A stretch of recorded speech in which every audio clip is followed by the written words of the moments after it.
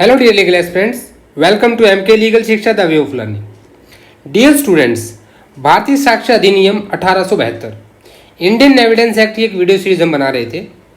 अगर अभी तक आपने चैनल को सब्सक्राइब नहीं किया, सबसे पहले सब्सक्राइब कर लें और साथ ही ना इस बेल आइकन को भी प्रेस कर लें, जिससे आपको नए नए वीडियोज़ की अपडेट्स मिलते रहें। एविडेंस एक्ट के बहुत छोटे छोटे वीडियो हम बना रहे हैं सो दैट कि आपको बहुत अच्छे से, देखिए ये भले ही स्लो प्रोसेस है लेकिन ये ऐसी प्रोसेस है जो आपको मेंस के लिए प्रिपेयर करती है। आज हम बात करेंगे एक स्पेशल डॉक्ट्राइन के बारे में, प्ली ऑफ एलिबाई। ये जानिए क्या होती है plea of alibi. Plea of alibi जो है ये कहाँ पे, इंडियन एविडेंस एक्ट के जो सेक्शन 11 है वहाँ पे दी गई है। सेक्शन 11 कहता है कि facts not otherwise relevant become relevant. तथ्य जहाँ पे सुसंगत नहीं होते हैं लेकिन फिर भी सुसंगत हो जाते हैं, यही आपकी प्ली ऑफ एलिबाई है। तो जानते हैं प्ली ऑफ एलिबाई के बारे में। देखिए प्ली ऑफ एलिबाई में आप सबसे पहले एलिबाई का मतलब समझिए। एलिबाई जो क्या है, ये एक लैटिन मैक्सिम है और इसका मतलब होता है समवेयर एल्स। समवेयर एल्स यानी कि जो कहीं और पे हो, और प्ली होता है किसी चीज़ का डिफेंस लेना। तो नाम से पता लग रहा है कि ऐसी प्ली लेना कि कहीं और पे होना। ये क्या है कि एक्यूज्ड के द्वारा जब कोई क्राइम हो जाता है, उसके ऊपर कोई क्राइम का ट्रायल चलता है, तो वो एक डिफेंस लेता है कि जहाँ पे क्राइम हुआ था I was not present, I was present at some other place, किसी मैं दूसरी जगह पे था at the time of offence, कि जो ऑफेंस का मुझ पर आरोप लगाया गया है उस वक्त मैं नहीं था वहाँ पे। तो प्ली ऑफ एलिबाई सबसे पहले आपको ध्यान रखना है कि ये डिफेंस लेता है। और प्ली ऑफ एलिबाई क्या है ना, ये देखिए दो चीज़ें आती हैं यहाँ पे। ये ऐसे फैक्ट्स की बात करता है जो साधारणतः फैक्ट ऑफ द केस के साथ रिलेवेंट नहीं होते हैं, लेकिन वो रिलेवेंट बन जाते हैं। क्यों रिलेवेंट बन जाते हैं? क्योंकि वो इनकंसिस्टेंट फैक्ट होते हैं। इनकंसिस्टेंट मतलब जहाँ पे दो चीज़ें आपस में एग्जिस्ट नहीं कर सकती हूँ, या वो हाईली प्रोबेबल होते हैं, यानी कि इम्प्रोबेबिलिटी या प्रोबेबिलिटी शो करते हैं। यानी कि प्ली ऑफ एलिबाई आपको एक तो इनकंसिस्टेंट फैक्ट्स दिखाता है और दूसरा हाईली प्रोबेबल और इम्प्रोबेबल फैक्ट्स के बारे में बताता है। यानी कि ये वो ऐसे फैक्ट हैं दोनों जिनका केस ऑफ फैक्ट से, जिस चीज़ पे बात चली है, केस ऑफ फैक्ट से कोई रिलेशन नहीं होता। यानी कि जो ट्रांजैक्शन हुई है, जो एक्ट हुआ है, जो फैक्ट इन इशू है, उससे इन फैक्ट्स का कोई रिलेशन नहीं हो गया, लेकिन फिर भी ये फैक्ट रिलेवेंट हो जाते हैं अंडर सेक्शन 11।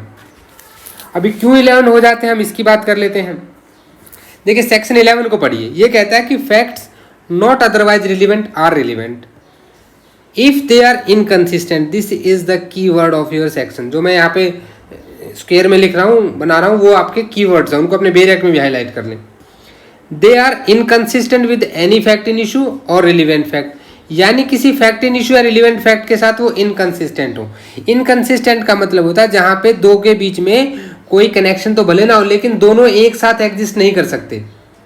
जैसे आपके ऊपर आरोप लगा कि भाई ए ने बी का मर्डर कर दिया, कहाँ पे, दिल्ली में, और ए का कहना है कि मैं तो जी जिस टाइम मर्डर हुआ उस वक्त कहाँ पे था, चेन्नई में था। तो भाई एक व्यक्ति दो जगह क्या पॉसिबल है कि वो दो जगह पे पॉसिबल हो, तो ये दोनों फैक्ट क्या है, इनकंसिस्टेंट है। दूसरी चीज आ जाती है कि इफ बाय देमसेल्फ और in connection with other facts, या तो वो फैक्ट खुद या किसी दूसरे फैक्ट्स, दूसरे तथ्यों के साथ मिलके किसी चीज का एग्जिस्टेंस या नॉन एग्जिस्टेंस बनाते हैं, किसी भी फैक्ट इन इशू का या रिलेवेंट फैक्ट का। हाईली प्रोबेबल यानी कि प्रोबेबिलिटी की बात हो रही है, इम्प्रोबेबल। तो दो चीज़ों की आपको यहाँ पे बात करनी है। पहली बात आप करेंगे इनकंसिस्टेंट फैक्ट्स की, और दूसरी बात करेंगे आप यहाँ पे प्रोबेबिलिटी की। प्रोबेबिलिटीज़ की बात हो रही है, हाईली प्रोबेबल और इम्प्रोबेबल में। तो ये दो चीज़ों के ऊपर आपका सेक्शन 11 बना हुआ है। इलस्ट्रेशन देखिए तो आपको काफ़ी सारी चीज़ें क्लियर हो जाएंगी इसमें। सबसे पहला इलस्ट्रेशन है कि question is whether A committed a crime at Calcutta on a certain day. The fact that on that day A was at Lahore is relevant।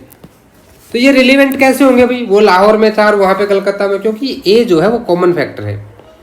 आपने कहा कि A ने कलकत्ता में क्राइम किया और A तो उस वक्त लाहौर में था, उसके पास कोई प्रूफ हो सकता है कि वहाँ पे उसने भाई कोई उसकी अटेंडेंस हो कहीं गवर्नमेंट डिपार्टमेंट में, किसी के साथ मिलने गया हो, कोई मीटिंग हो, कोई उसने लेटर लिखा हो जो उसने वहाँ से पोस्ट किया हो, वो जो बर्डन ऑफ प्रूफ है वो ए के ऊपर रहेगा कि वो प्रूव करे। तो यहाँ पे ए क्या करेगा, वो प्ली ऑफ एलिबी लेगा कि जी मेरे ऊपर जो आरोप लगा है मैं तो उस दिन लाहौर में था, और ये रिलीवेंट हो जाएगी under section 11 of Indian evidence act. The fact that near the time when the crime was committed, A was at a distance from the place where it was committed, which would render it highly improbable। देखिए भाई लाहौर से आना, अब एक बंदे ने कलकत्ता में murder किया और वो लाहौर में था, क्या वो लाहौर से आके तुरंत मर्डर करके उसी समय पे एक सर्टेन टाइम गैप में वापस कलकत्ता से लाहौर जा सकता है? तो ये हाईली इम्प्रोबेबल है। तो यहाँ दोनों चीज़ें दिखती हैं कि ये दोनों के दोनों फैक्ट आपके क्या हैं, इनकंसिस्टेंट हैं, और ये प्रोबेबिलिटी भी दिखाते हैं। ये दो ही मेन इंग्रेडिएंट हैं आपके सेक्शन 11 के प्ली ऑफ एलिबी के। तो क्या है ये, not impossible that he committed it is relevant. तो उसने ऐसा किया होगा, ये पॉसिबल ही नहीं है अभी, तो ये रिलीवेंट फैक्ट हो जाएगा। दूसरा हम देखते हैं यहाँ पे, अब क्वेश्चन है कि whether A committed a crime, the circumstances are such that the crime must have been committed either by A, B, C or D. Every fact which shows that the crime could have been committed by no one else, that it was not committed by either B, C or D is relevant. ये क्या कह रहा है कि भाई क्या A ने crime किया कि नहीं, क्या फैक्ट इन इशू, क्या A ने क्राइम किया है, ये आपका फैक्ट इन इशू है। और आप कह रहे हो सर्कमस्टांसेस ऐसी हैं कि भाई क्राइम या तो ए ने किया है, या बी ने किया है, या सी ने किया है, डी ने किया है। तो हर एक वो तथ्य है जो ये दिखाता है कि क्राइम किया गया है by no one else and that it was not committed by either B, C और डी, तो वहाँ पे वो क्या हो जाएगा, रिलीवेंट हो जाएगा। अब मान लीजिए किसी एक कमरे में 5 दोस्त हैं, उनमें से किसी एक का क्या हो जाता है, मर्डर हो जाता है। अब रूम में 5 दोस्त थे, पांचों दोस्तों में से, इसको हम एग्जाम्पल को अच्छे से समझते हैं कि किसी एक रूम में total A, B, C, D और E, ये 5 फ्रेंड्स थे किसी रूम के अंदर। अभी यहाँ पे क्या होता है कि E का मर्डर हो जाता है, किसी एक का मर्डर हो जाता है अंडर सम सर्कमस्टांसेस। तो अब सर्कमस्टांसेस क्या दिखाएंगे कि भाई जब 5 लोगों के अलावा और कोई था नहीं इस रूम में, तो मर्डर इन चारों में से किसी एक ने किया है। सर्कमस्टांसेस क्या होगी आपकी, यही होगी ना कि इन चारों में से किसी ने किया है। तो हर एक वो एविडेंस अलाउड होगा, वो यहाँ पे रिलीवेंट होगा, हर एक वो फैक्ट जो ये प्रोबेबिलिटी बताता है कि इनमें से किसी का भी रिलेशन इसकी डेथ के साथ है, तो वो क्या हो जाएगा, सेक्शन 11 में रिलीवेंट हो जाएगा। आई होप आपको एग्जाम्पल क्लियर हो गया होगा। अभी देखिए किसके द्वारा प्ली ऑफ एलिबी ली जा सकती है, it can be taken by accused person. Accused person इसको रेज करता है। अब भैया जब तुम रेज करोगे तो ये क्या है, ये डिफेंस है, taken by accused to prove his innocence. क्यों उठाया भाई एक्यूज ने, क्योंकि उसने अपने आप को इनोसेंट प्रूव करना है। तो यहाँ पे जो ऑफेंस पनिशेबल बाय लॉ, ये भी इसका एक इंग्रेडिएंट हो जाता है। जब कोई ऑफेंस होता है, फैक्ट इन इशू में कोई क्राइम होता है, वहाँ पे एक्यूज पर्सन इसकी प्ली अपने डिफेंस में लेता है। अब भाई बर्डन ऑफ प्रूफ किसके ऊपर चला जाएगा, एक्यूज्ड पे चला जाएगा under section 103 of Indian evidence act. Indian evidence act का सेक्शन 103 क्या कहता है कि भाई जो व्यक्ति ये चाहता है कि मेरी बात को कोर्ट ऑफ लॉ मान ले, मान लो ए और बी में से ए चाहता है कि इसकी बात को मान लिया जाए कोर्ट के द्वारा कि ये कलकत्ता में था, तो बर्डन ऑफ प्रूफ इसके ऊपर लाइक रहे, यही आपका सेक्शन 103 कहता है। तो बर्डन ऑफ प्रूफ किस पे जाएगा, एक्यूज पे जाएगा। एक मैक्सिम है यहाँ पे, इस मैक्सिम को आप देखो, ये मैक्सिम बड़ी इंपॉर्टेंट है, कई बार एग्जाम में पूछी जाती है। ई क्वी नॉन नेक्ट इन कम्बाइट प्रोबेशन, ठीक है, ये आपकी लैटिन मैक्सिम है और इसका मीनिंग नीचे दिया गया, who claims need to prove it not the party who negates. भाई जिसकी जरूरत है ना वही प्रूव करेगा, वही पे आपका सेक्शन 103 बना हुआ है। अभी कुछ केस लो हम डिस्कस करेंगे जिससे आपको बहुत अच्छे से चीजें यहाँ पे क्लियर हो जाएंगी। देखिए सबसे पहला केस आता है Munshi Prasad versus state of Bihar.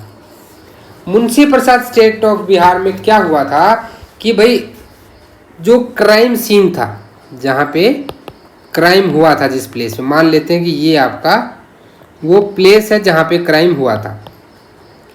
तो जो अकरेंस ऑफ क्राइम जिस प्लेस पे था और जहाँ एक्यूज ने क्लेम किया कि मैं तो जी यहाँ था, एक पंचायत हो रही थी यहाँ पे और मैं पंचायत में था, तो इन दोनों के बीच की जो दूरी है वो मुश्किल से 400 से 500 यार्ड थी।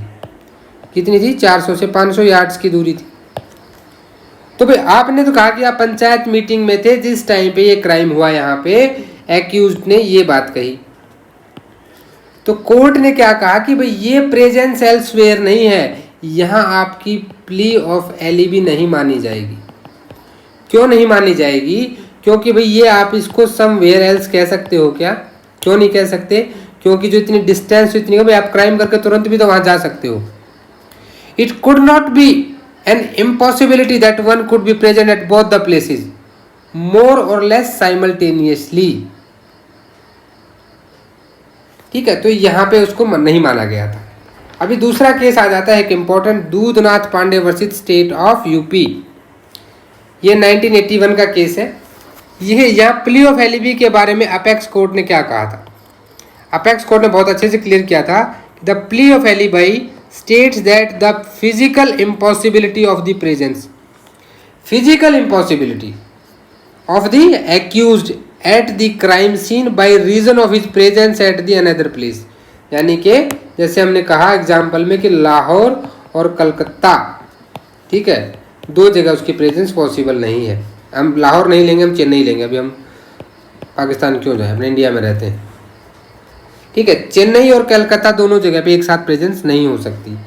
The plea can therefore succeed provided that it's shown that the accused was to date away, he could not be present at the place where the alleged crime was committed. तो ये दिखाता है कि भाई जब वहाँ accused था ही नहीं जब क्राइम हुआ, तो उसको कन्विक्ट भी नहीं किया जा सकता। ऐसा नहीं है कि जस्ट आप सिर्फ प्ली ऑफ एलिबी पे किसी का कन्विक्शन या एक्विटल कर देंगे, इसके साथ में कॉर्पोरेटिव एविडेंस भी लिए जाते हैं। लेकिन आई होप आपको प्ली ऑफ एलिबी होती क्या इन केस लॉ से समझ में आया होगा। इसके अलावा भी हम कुछ केस लॉ यहाँ पे डिस्कस करेंगे। एक केस था Darshan Singh versus state of Punjab. देखिए, जितने ज़्यादा केसेस आप अगर डिस्कस करेंगे ना, उतना ही आपको ये अच्छे से क्लियर होगा। Darshan Singh versus state of Punjab, ये ज़्यादा पुराना केस नहीं, 2016 का ही केस है।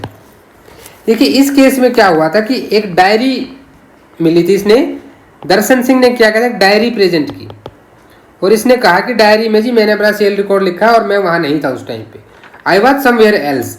लेकिन जो भाई साहब की डायरी थी ना, डायरी के कई सारे जो पेजेस है वो ब्लैंक थे, ब्लैंक पेजेस थे उसमें, यानी कि वो डायरी सही नहीं थी। तो बिकॉज डायरी की ऑथेंटिसिटी सही नहीं है, तो यहाँ पे बोला गया था कि प्ली ऑफ एलिबी आप नहीं ले सकते डायरी के बेसिस पे। हालांकि अगर वैसे नॉर्मल किसी उसमें जैसे आपकी रूटीन डायरीज में अगर कोई ऐसी एंट्री मिल जाती जो आपकी पोजीशन को प्रूव करती समवेयर एल्स, तो ठीक था, लेकिन इस केस में इसे नहीं माना गया था। Santa Singh versus state of Punjab, ठीक है, ये केस 1956 का है। यहाँ पे कहा था कि जो विटनेस था, एक बंदा विटनेस था, उन्होंने देखा, एक विटनेस ने यहाँ पे क्या स्टेटमेंट दी थी कि मैंने देखा है जी ए ने बी को गोली मारी है, और ये चीज़ में कितनी दूरी से गोली मारी है, 25 फीट से, 25 फीट से गोली मारी है। अभी मेडिकल रिपोर्ट आ गई, मेडिकल रिपोर्ट आने पर क्या हुआ, आपका एक्सपर्ट ओपिनियन आ गया। आप 45 में पढ़ते हो ना, इंडियन एविडेंस एक्ट के सेक्शन 45 में आप पढ़ते हो एक्सपर्ट ओपिनियन। तो एक्सपर्ट ओपिनियन में क्या आया कि नहीं, जो गोली मारी, जो जख्म, जिस तरह के घाव बने हैं वो लेस देन ए यार्ड है। क्या है? लेस देन ए यार्ड। तो यहाँ पे जो प्रोबेबिलिटी किस चीज़ की आई कि जो एक्सपर्ट ओपिनियन है that rendered the statement of witness highly improbable. इसने दिखा दिया कि भाई ये तो जो इसकी स्टेटमेंट है विटनेस की, ये हाईली इम्प्रोबेबल है, हो ही नहीं सकता ऐसा। तो हमने क्या कहा था, improbability is the ingredient of section 11। तो यहाँ पे इसको सेक्शन 11 में रिलेवेंट माना गया था मेडिकल रिपोर्ट में जो आपकी एक्सपर्ट ओपिनियन थी।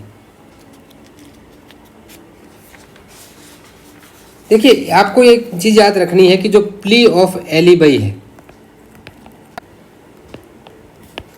प्लियोफेली भाई, सॉरी, प्लियोफेली भी क्या है? It is a rule of evidence. ये एक चीज़ याद रखिएगा, it is a rule of evidence. In cases से आपको चीज़ ध्यान आ गई, आपको बस इतना दिखाना है कि जो भी फैक्ट इन इशू या आपके रिलीवेंट फैक्ट हैं वो इनकंसिस्टेंट है या इम्प्रोबेबल है, तो वहाँ पे सेक्शन 11 प्लियोफेली भी ली जा सकती है। यानी कि जहाँ पे कहीं दो चीज़ें एक साथ नहीं हो सकती। ये एक इंग्लिश डॉक्ट्राइन है। क्या है? It is a English doctrine. I hope आपको प्लियोफेली भी, डॉक्ट्राइन ऑफ प्लियोफेली भी अच्छे से क्लियर हो गया होगा। So dear friends, thanks for watching this video. Please अगर वीडियो आपको अच्छा लग रहा है तो इसे लाइक कर दें। मुझे पूरा विश्वास है कि आपने चैनल को 100% सब्सक्राइब कर लिया होगा। आप मुझे मेल भी कर सकते हैं। आप हमारे टेलीग्राम चैनल को ज्वाइन कर लें, जिसका लिंक नीचे डिस्क्रिप्शन में दिया गया है। वीडियो को लाइक डिसलाइक कुछ तो जरूर कर दिया करें, अपने दोस्तों में शेयर करें अगर आपको अच्छा लगता है। And I again request, please मुझे कमेंट जरूर करें कि आपको वीडियो जो हमारी इंडियन एविडेंस एक्ट की सीरीज चल रही है और उसके साथ साथ में CRPC की सीरीज भी चल रही है, दोनों सीरीज को हम एक साथ चला रहे हैं। अगर आपको अच्छे लग रहे हैं वीडियोज़ तो प्लीज़ मुझे कमेंट करके जरूर बताएं। मिलते हैं नेक्स्ट वीडियो में, तब तक के लिए वर्क हार्ड। जय हिंद, जय भारत।